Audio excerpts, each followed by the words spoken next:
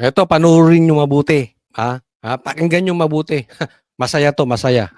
Sige, pasok. Gusto ko sanang magtanong lang sana Sige, kung go ahead. papayag ka. Of course.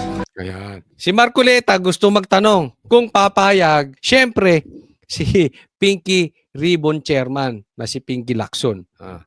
So, magtatanong. Pakinggan ninyo ang tanong ni Marcoleta doon sa mga witnesses. At pakinggan nyo yung sagot. Ang importante rito yung sagot. Sino yung may-ari ba talaga nung bahay na yon? Sino ba yung may-ari ng bahay na yon? Nung number 30 Tamarind Street. Sino may-ari na yon? Tinatanong niya yung dalawang naka-face mask. Yun ata yung mga kasambahay. Sino yung may-ari ng bahay na yon? Your Honor, hindi po kami aware kung sino po yung owner mismo. Yan. Hindi sila aware kung sino yung ano. But we are... I will answer that. Ang may-ari po dati, Doris Magsaysay. Yan. Sino na ang sumagot? Yung witnesses, hindi nila alam. Tapos, sinong sumagot? Si Lacson. Galing na. And you were there as what? Bakit importante? Pakita ko ulit Ba't importante yung bahay na yun? Kasi sinabi ni Saldico, doon siya nagbibigay ng 1 million. O doon niya dinadala yung basura. Tawag nila doon yung basura, yung pera, yung maleta na 100,000 o milyon ang laman para kay Martin Romualdez diyan sa bahay. So kinokonek yung bahay. So hindi sinagot nung hindi daw nila alam yung mga kasambahay. Hindi ko alam kung kasambahay nga yun, pero yun ang pagkakaunawa ko. Tapos, ang sumasagot si Lacson. Pakinggan nyo yung susunod na tanong ni Marcoleta, And you were there as what? Ano kayo doon? Staff and tenant. Sino sumagot? Si Lacson ulit. Staff at tenant. Tenant kasi si Doris Magsaysay ho, na sila nakatira, sila yung staff. Staff sila. Grabe, no? Tanong ni Marcoleta doon sa witnesses, sagot ni Lacson. Palakpakan naman tayo dyan.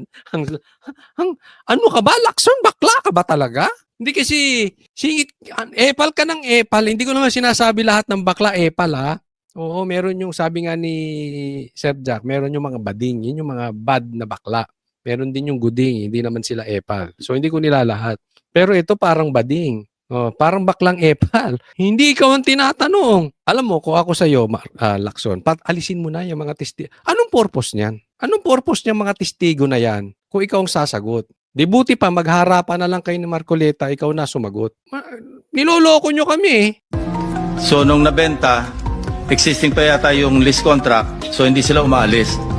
Pero pinipilit silang umalis nung bagong owner. And allegedly, ang bagong owner is Martin Romualdez. Yun ang sinasabi. Yun ang sinasabi mo.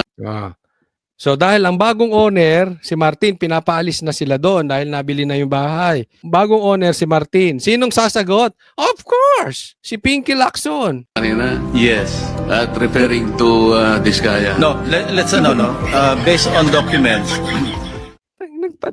Nagpadala pa ng mga witnesses. Naka-face mask pa, nakatakip pa. Si Lacson din naman ang sasagotan ni... Diba?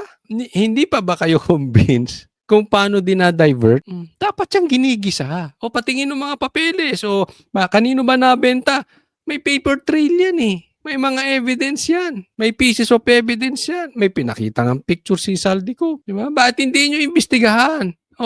Kanino nakapangalan yung bahay na yan? Matitrace nyo. Kung binenta yan, malalaman kailan ibinenta yan. Dapat tinitirada na agad bago nakakapagtrabaho. Baka pinapaltan pa record yan sa loob. Tandaan po natin, daming pera niyan Ang daming ang kumikitang kabuhayang mga vlogger, mga politiko. Di umano. Ang lokohan to. Attorney Pinky, nagbar ka na ba? Ang galing nung abogado ni Tambaluslos